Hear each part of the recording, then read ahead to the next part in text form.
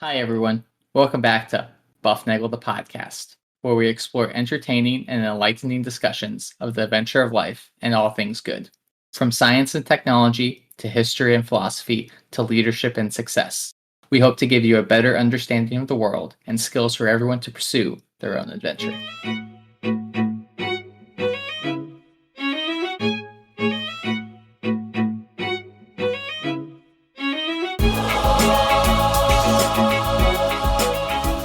Well, hi, everybody. Welcome back to Bufnagle the podcast, where we talk about all things good in the pursuit of the adventure of life. I'm Rafe. Harry is not with me today. Zach's not with me, but I do have with me a very special guest. But before that, I want to make sure that we thank the listeners for being here, because without you guys, well, we are not what we could be. All right. So you are the reason that we are a global top 10% podcast. As always, you can reach us at bufnagle@bufnagle.com. If you are new to the podcast, welcome. We are glad you are here. Give us listen for a while. And by a while, we mean a year and a half, 10 years, something like that. And then make a decision.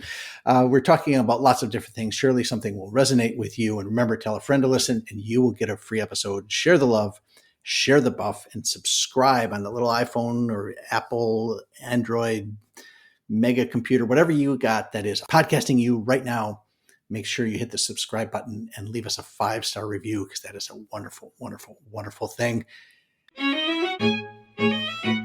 know, Harry, if you're doing a lot of podcasts or even listening to a lot of podcasts, you're going to get thirsty. And you know what you're going to need? What's that? A smoothie. Oh, yeah. You know what? I know what you need. You need the BlendJet 2.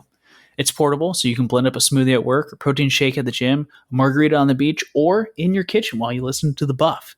It's small enough to fit in a cup holder and powerful enough to blast through tough ingredients like ice and frozen fruit with ease. It's whisper quiet, so you can make your morning smoothie without waking up the whole house. And it lasts for 15 plus blends, recharges quickly via USB-C. And best of all, it cleans itself.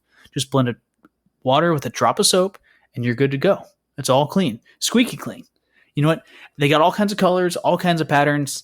I like to use just simple black, and it's classy. Well, that's because you're a classy guy, Harry. But you know what? Regardless of what kind of class level you have, there's a BlendJet 2 smoothie making blender for you. So the question is, what are you waiting for? Go to the blendjet.com link in our description below and grab yours today. Be sure to use the promo code BUFNAGLE to get 12% off your order and free 2-day shipping. No other blender in the market comes close to the quality, power, and innovation of BlendJet 2. They guarantee you will love it, or you will get your money back. Blend any time, anywhere with the BlendJet 2 portable blender. Go to the blendjet.com link in the description and use the code BUFNAGLE to get 12% off and free 2-day shipping. Shop today and get the best deal ever.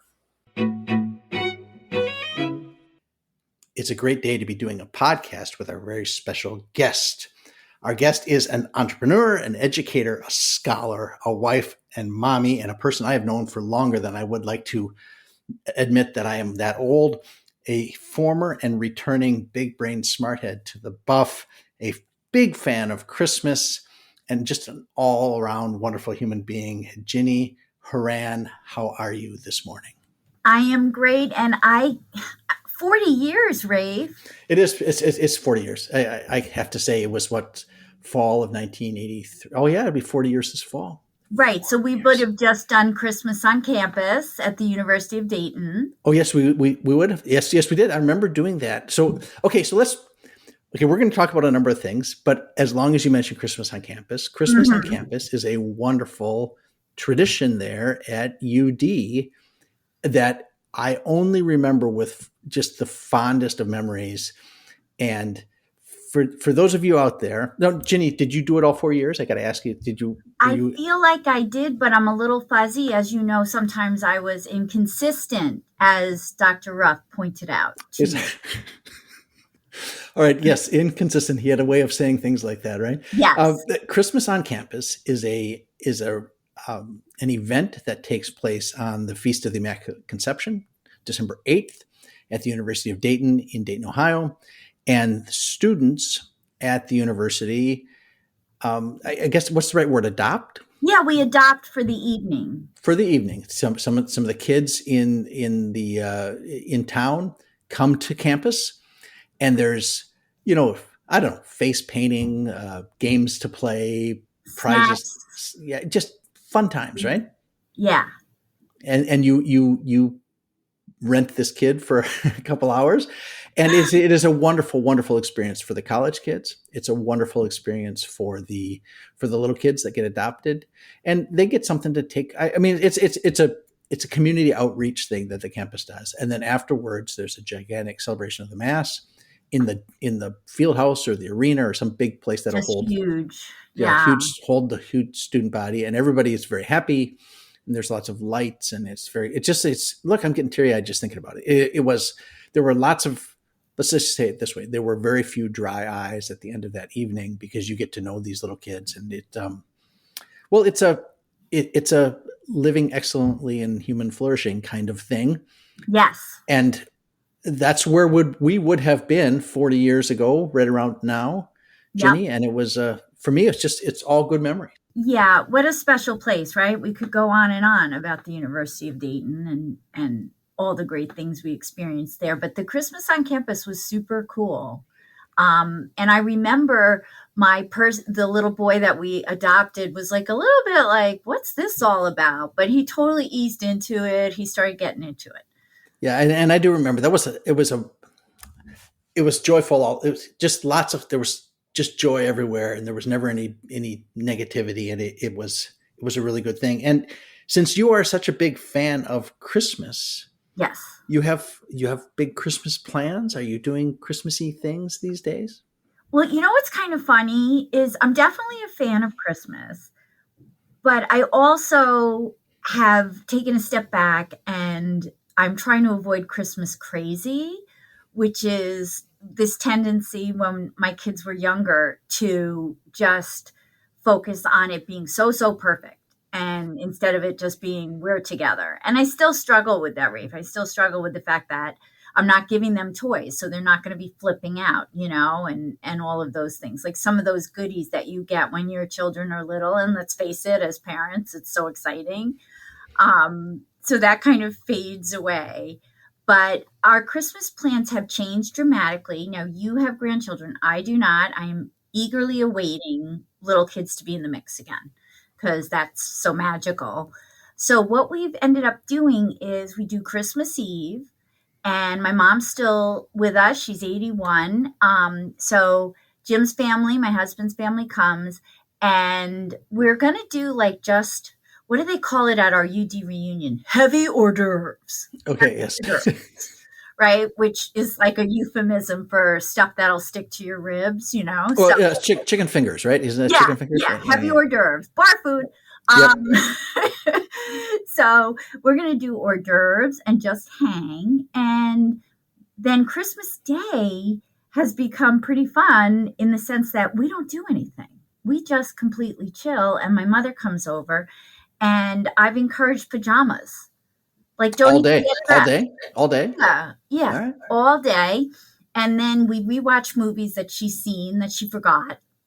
So she's like, I've never seen Love Actually. I'm like, let's do it. And we do a gigantic jigsaw puzzle. Oh, really? Okay. Do you finish the jigsaw puzzle? Well, last year we did, because we crossed over into like obsessiveness, and now it was like, we're going to go till the end of time and get this thing done. But this year, I don't know what's going to happen. But we're in that lull phase. I think there's a lull. And did you have it maybe before you had grandkids?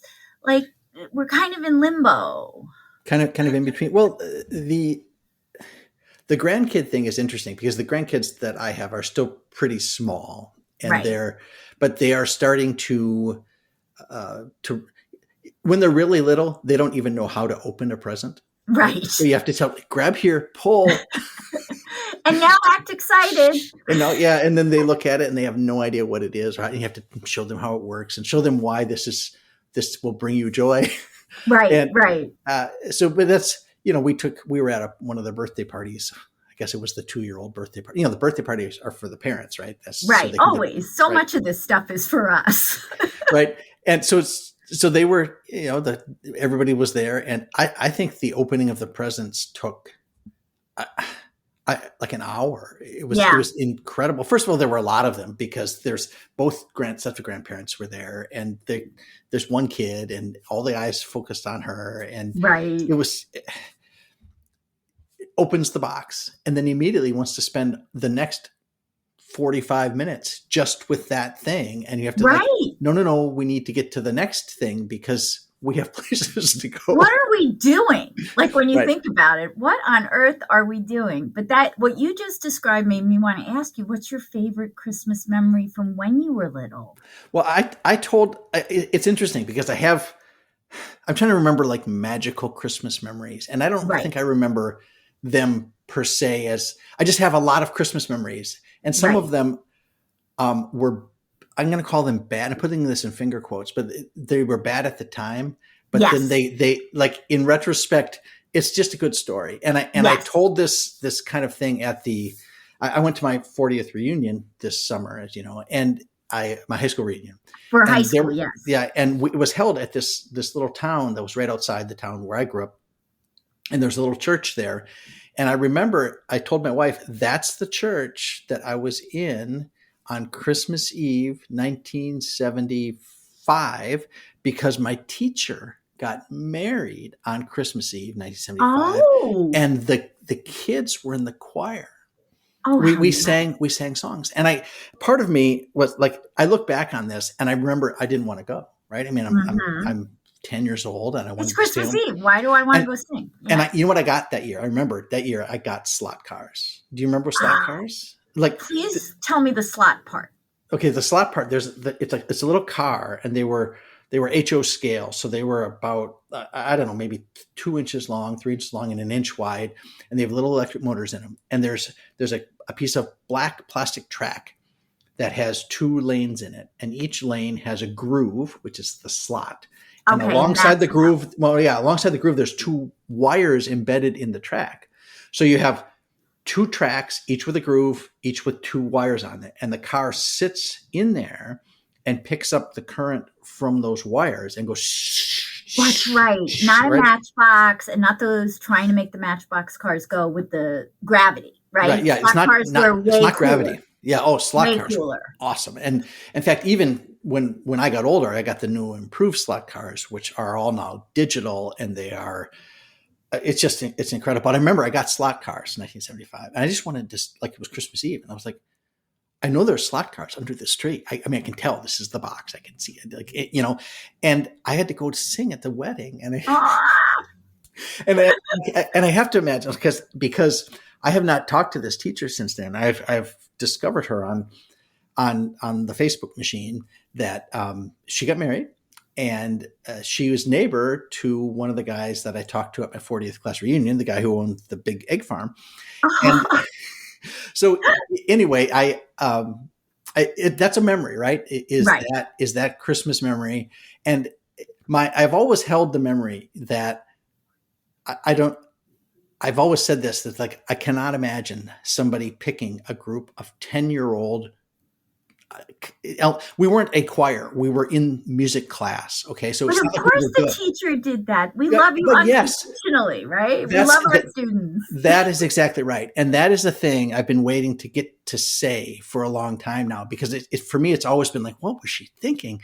And now then I thought about that for a long time, my heart grew 3 sizes that day when I realized that, like, she just did that because of just this tremendous, like, I don't know, the kids bring her joy, right? And that's why she did that. So I remember this. I call it the Christmas wedding Christmas, or the slot car Christmas. And I think my mom took me there to the church, and my dad stayed home with my siblings. And I think that's how it went. And I remember, oh God, it was cold, Ginny. It was so cold. Remember how the 70s winters were like so cold? I know. I haven't been that cold forever. Yeah, it is not. It is a different age now. And okay, so I have the slot car / Christmas wedding Christmas.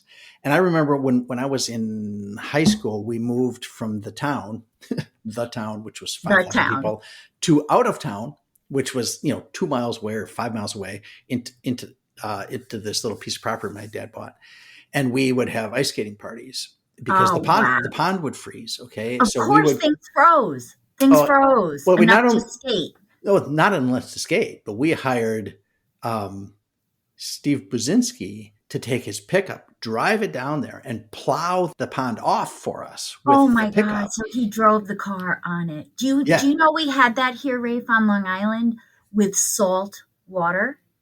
the saltwater That froze. yes, these lagoons and canals that run in and out of the different shores of Long Island and you build houses around them, they would freeze. Yeah, so it got used to get really cold, and so he would do that, and then he would also be really kind to us and bring down a grill, and like my dad would get this. Remember, back in the day, we didn't have like Sam's Club or these places where you get these long. My dad No. would go to okay, now hang with me for the story here because this sounds like it's going the wrong way, but it comes back the right way. He would go to the liquor store and he would order 2 barrels of root beer Oh, in a keg, and Steve would drive and we'd have cold root beer in the that's snow, so cool. and we'd skate and we in the summer my brother and I ran this. I'm sure it was up to code. We ran this wire from the house all the way down to the pond. It had to have been, I don't know, it was a couple 100 feet. And we ran this wire and we were splicing it together with, widgets and duct tape in the middle of the woods. And we ran it down and we put a big light there. So we had lights because it gets dark at like 3 o'clock in the afternoon in Wisconsin. Sun doesn't come up Right. till 4, I mean, It it's doesn't always wait. dark. Yeah. Yeah. So we would skate down there a lot. We'd skate all the time. And and we'd grill and we'd have root beer and people would come over. And then at the end, when we got so tired and cold, we'd go back up to the house and we had a wood burning stove in the kitchen, which was So augmented the nice. regular one, and another wood burning stove on the other end of the I want to go house. there. Oh, the house came up for sale. I saw it last summer. I saw it, and you could have had it for, I don't know, I forget what it sold, but it still was there. They had replaced this or that and the other thing, but there it was. The house was still there, and it was a great place to grow up because it was things felt so much freer than like the guy drove the pickup on the ice and we were like, he's driving the pickup on the ice. And, if you and nobody was all annoyed, or we also would park around it and put your headlights on. right. And people would Lights. and they would get stuck in the snow all the time. So you'd call somebody and they'd push you out or they'd dig you out. Or you go to the neighbors, you go to the house, you ring the doorbell and say, I got stuck. Can you use your phone? Yeah. And it was, I'm wondering because I love my cell phone. I love it. And I love it too. Well, in the sense of what it gives me, right? It gives me access to the world's information. It's like, who did the Steelers play in that Super Bowl in 1970? You think, Right. and it has all the information. You can look it up. But it has taken something from us in regard to like a spontaneity and dealing with adversity and coming through on the other side. Like, do you remember the Walton's Christmas? Oh, Special? always. Right. But you know what? Oh my God. Before I forget, because I forget things all the time now. And since COVID, it's worse. Like I'm forever in a room wondering why I went to the room. And until I got your text, I was like, why did I bring my laptop to work? Well, something big is happening. It is big. It's Bufnagle Day. Yeah, Buffnagle's happening. Okay, so I have a theory. Okay. And I don't want to be negative. It's just a theory, but it connects to what you were saying. So everything is so self-oriented. You self-select everything. So our perception now is no longer a shared perception or a shared experience. What we do is what's salient to us, what we like, we can now stream, pick, edit, right? So let's think about Christmas carols. We all used to just have the radio. So this time of year, we were all listening to the same music, right? So, and watching those same 7 Christmas shows, right? And one of my students the other day was like, oh, I can't stand Christmas carols. I can't stand them.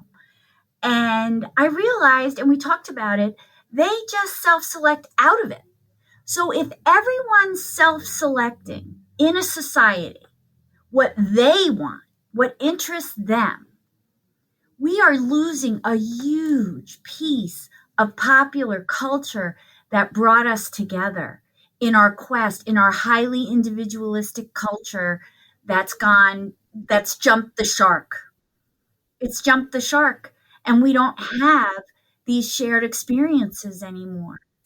Yeah, I hear you, but I think it's even there's even another piece to that is because we can self-select in and out, we find others. We actually do build community, We do. but We it's do. it's really fragmented in that. Okay, Yes. and I do this because I started doing Lego 20 some years ago, Right. and at that point in time, the internet was just like blossoming.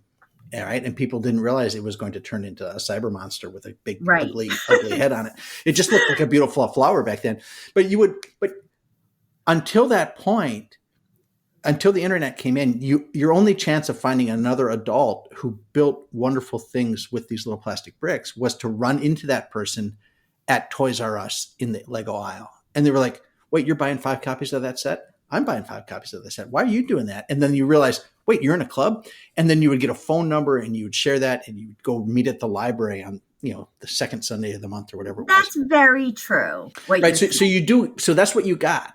But when the internet came along, what happened? Okay. So you talk about self-selecting out, and you may have somebody at that point who says, I don't like Christmas carols. And it's like, well, if you're in a society where everybody is doing Christmas carols and you don't like them, you're on the outside. All right. Right. So what happens is those things tend to keep you can't get really extreme views and stay in a society because the society will shun you in a sense, in a sociological sense. It keeps you kind of centered. You can't get really extreme in your political views, in your religious views, in your social cultural views. You can't drift too far. You stay tethered. We're very untethered. Right. But what has happened now is you can get a really weird thing. You're like, I love Christmas carols about llamas in Los Angeles that drink paint. Okay. And so you can go on the internet and type in llamas in Los Angeles and you can find a group of 12 people around the world that love that. And now that becomes your group. Right. Right. So now you have a different group and it's completely sick. It's a group and it's people. And you can I've developed friends. America's favorite rocket scientist, Bob, is one of my great friends that I met through this Lego thing that I never would have done without the internet. But what it allows you to do is you can get extreme very easily without pushback of saying, you know what, maybe we don't want to go there. Yes. And a lot of our political discussion, a lot of our sociological, the things that we're drifting outside of norms are because there's no society to kind of push back. Now, I will admit that society can constrain sometimes and keep you from your freedom. Right. Right. But I mean, there's a difference between freedom and license. Right. And so that's where we have to be kind of cautious with that. But that is an interesting thing. Is that you're right. We are very, very fractured. And I don't know how do you get back? Should we get back? Is it good to get back? I think we absolutely have to get back because whenever I'm in a crisis or watch a crisis, humanity rises to the occasion so much of the time, but everything negative is blown up so big now because that's what garners attention. And I do feel concerned. I do feel concerned that I grew up in a golden age, which breaks, if you have children, that breaks your heart. And we had an episode a couple weeks back with that Zach had said that I think we live in the stupidest time ever. And it's a pretty stupid time. There is a lot of that out there, and I just get my big brain on for a moment. I'm having a real hard time with a lack of just common sense. Yeah, and I'm trying to figure out exactly where that comes from. It doesn't seem. You wonder where it goes. How does it come back to something really good? Now, there were things in the golden age, Ginny. We all know there were things that were not good. Bad. There were bad things even in the golden age, and we did this episode on not being able to go home again. This idea with the movie Midnight. Have you seen Midnight in Paris? Yes, I love it. And every time I've watched that a number of times, and it gets better every time. Of course, my favorite character is Hemingway. Here's the thing: cultural literacy. I've wanted to assign that because I know for a fact my students have no idea who those people are.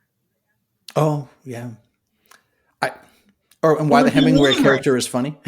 Oh, he's phenomenal because He he is talks great. like he's Hemingway writing. writes.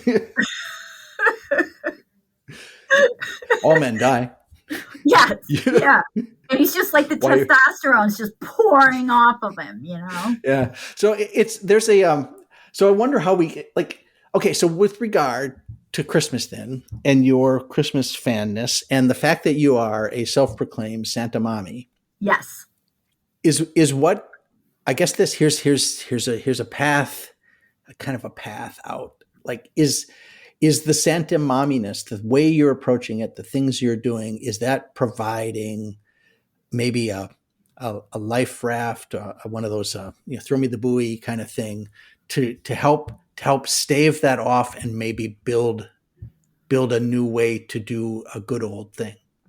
That is so interesting. So Santa Mommy started because it occurred to me, it's probably a while back now, several years, but we were starting to do videos, right, and post them.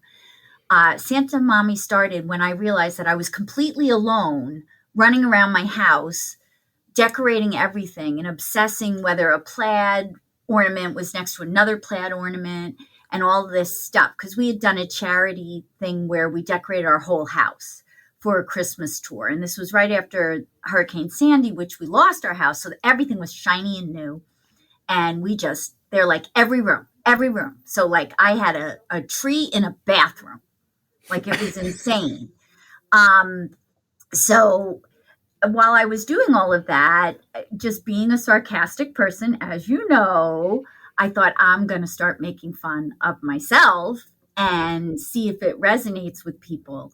And I did a few videos where I was just like, yeah, so I'm alone once again, doing the tree, like when your kids get older, there's this gap period where they just don't want any part of any of it because they're in their own world. So Santa Mommy was me kind of making fun of myself and making fun of how nutty we get, particularly as moms. I don't know how involved you were as a dad, but I would tell you that in my family, this is on me primarily. And so then I came up with, well, we make the magic.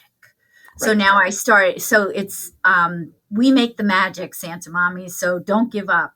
And there's a whole series of videos where I'm doing very ridiculous things. And then I just kind of stopped, I was like, all right, there's 5 of them up there, whatever. And somebody from Dayton reached out and asked me, could you please make some more Santa Mommy videos? I'm having a really tough year. And wow. I didn't realize that they had any kind of impact. So then I'm like, if somebody from the University of Dayton needs me, I am there 1,000%.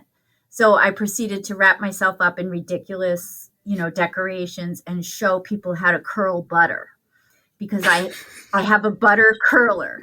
Okay. Right. So I'm like, let's talk about one of my previous crazy things was curling butter for every holiday. And people just taking a knife and smashing it onto the bread and like, who cares if it's a butter curl?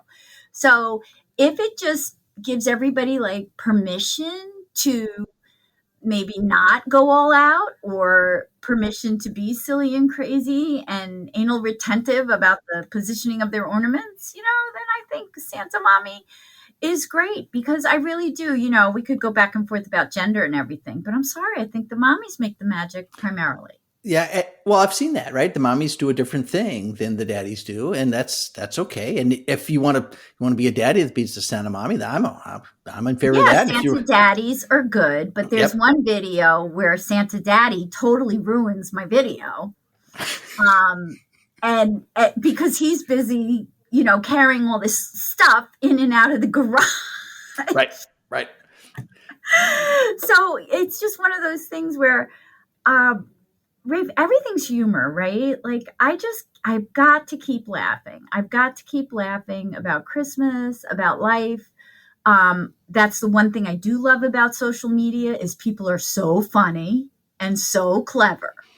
The things they come up with are hysterical. I love it.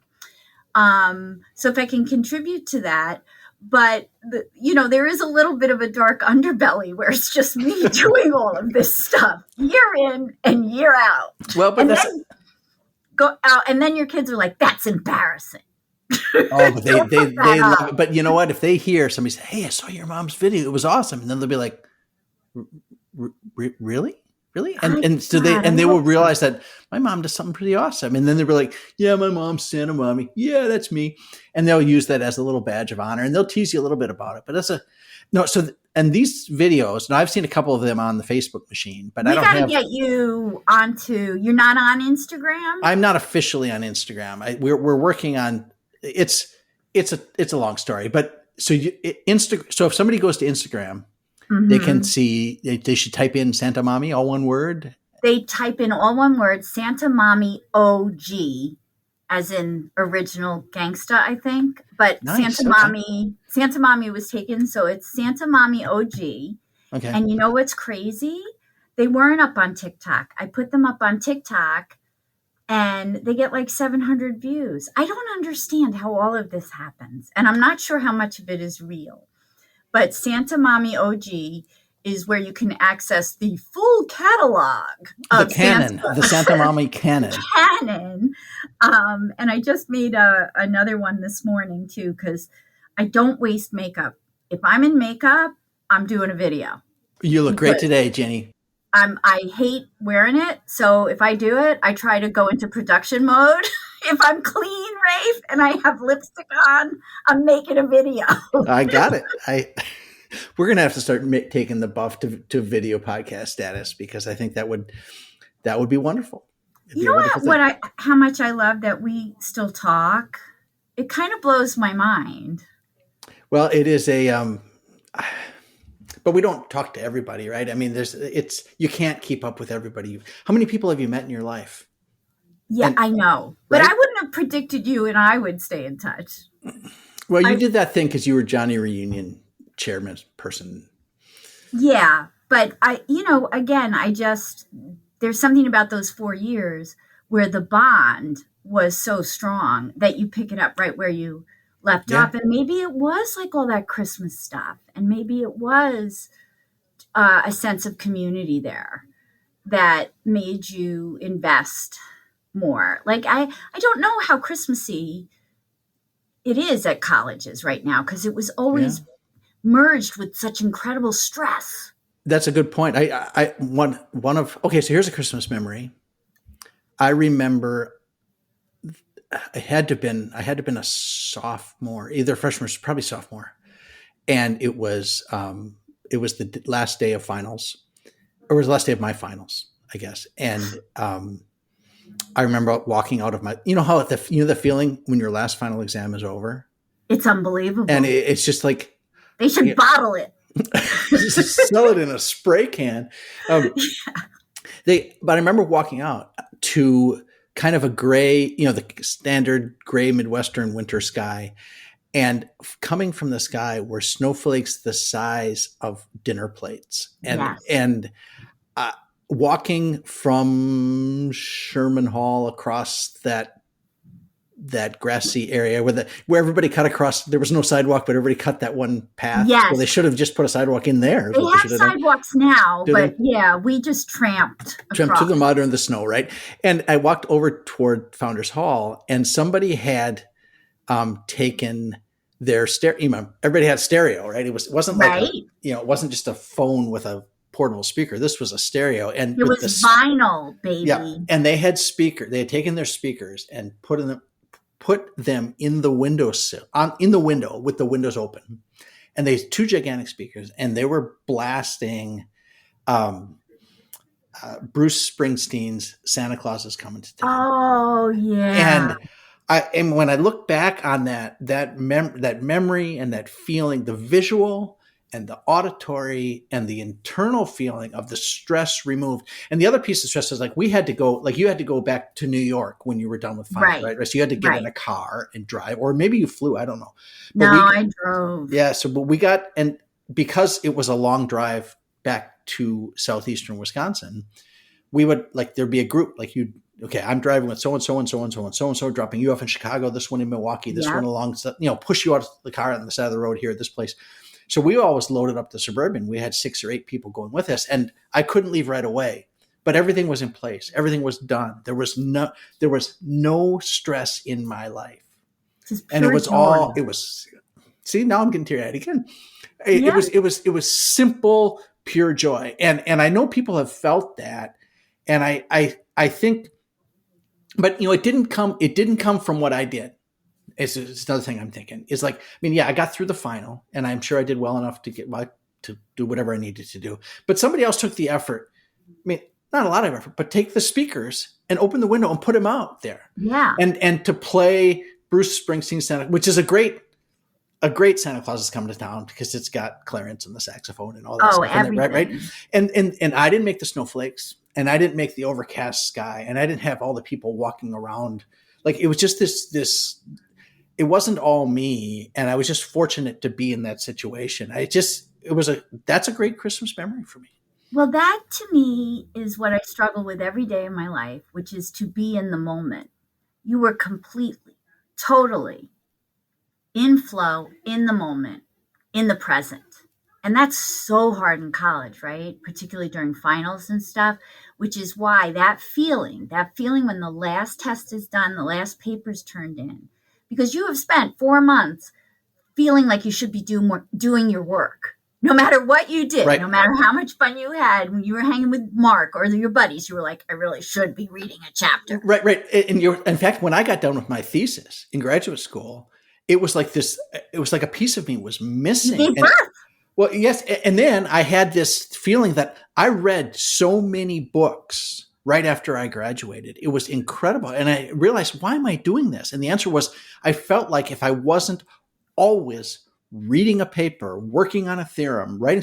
So I just read book after book after book after book. And it was incredible how much reading I did, simply because I didn't want to feel comfortable going for a walk without a manuscript in my hand.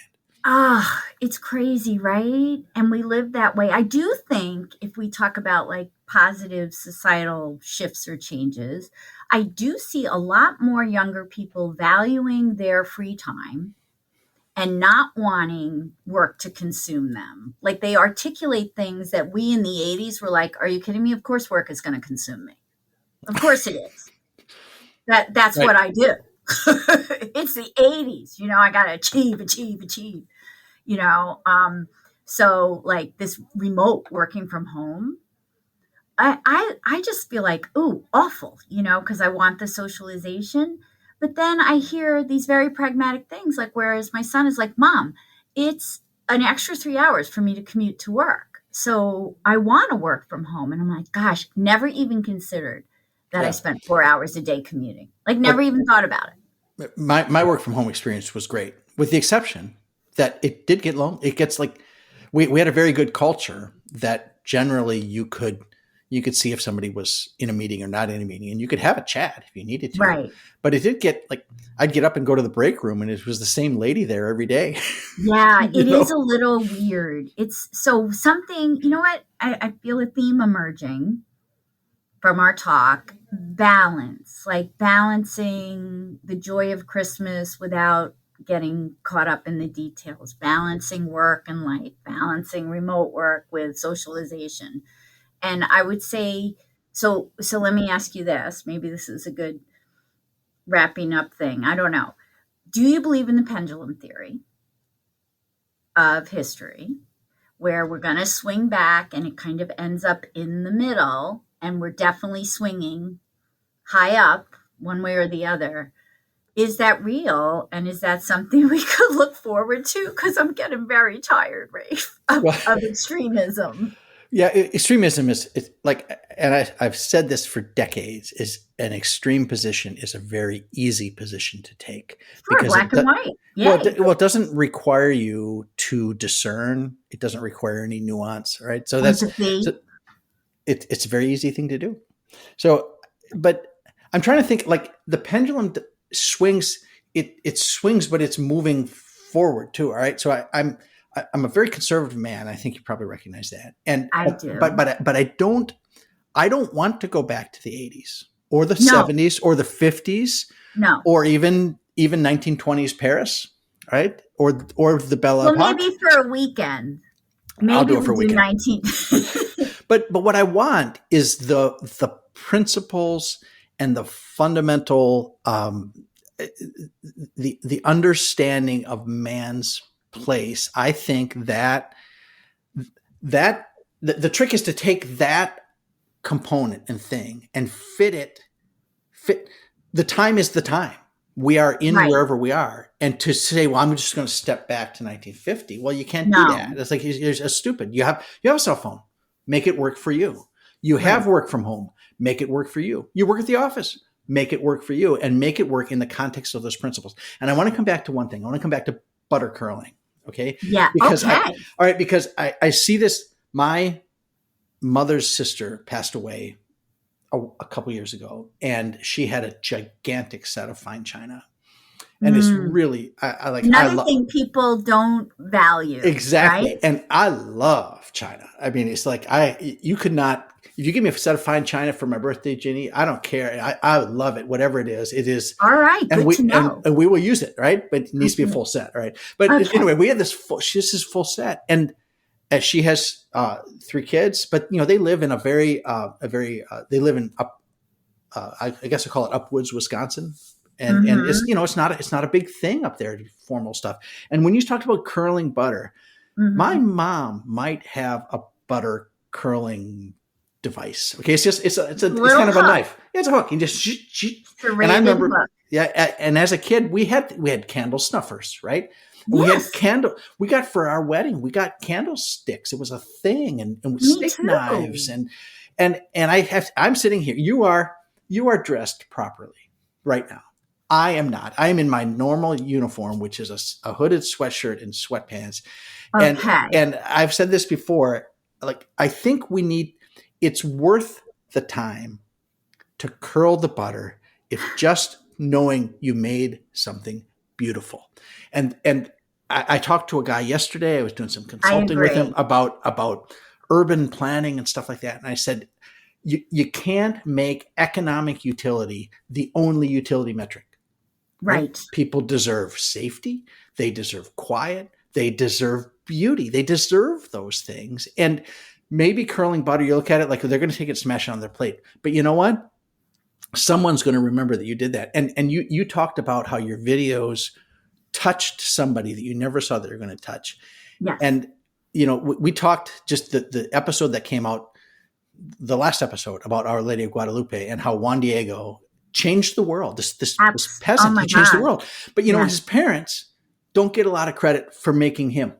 Right. And their parents for making. So you are rippling, and if you focus on truth, beauty, and goodness, your ripple, maybe not now, maybe 1,000 years from now, will result in something that is lasting and that is good. And that's all we can do. It's okay to curl the butter. If you know what, it's okay take the time to curl the butter.